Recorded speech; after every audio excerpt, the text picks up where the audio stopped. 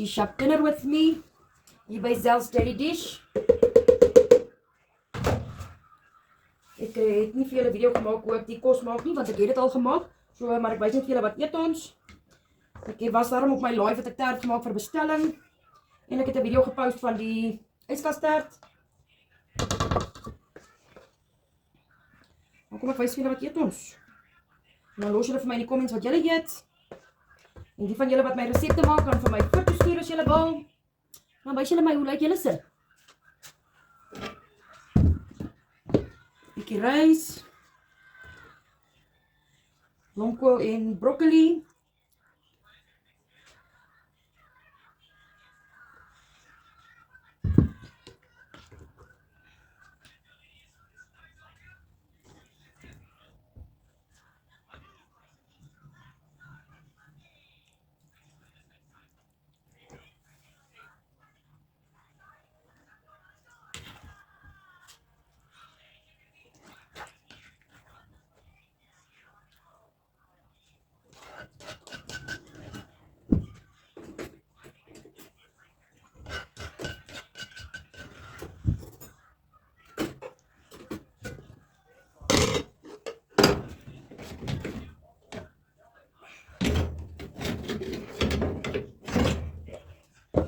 En dan 'n bietjie pompoen.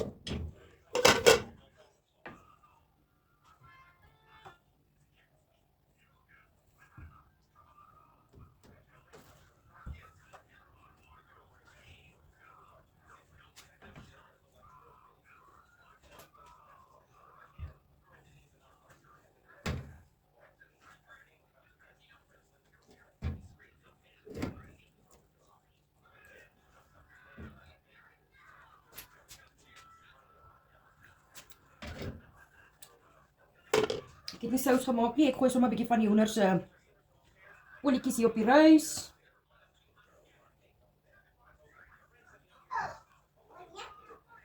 En daar's ook nie aardappels nie, want ek het nie aardappels nie, maar wie dit nodig as jy so lekker bord kos het.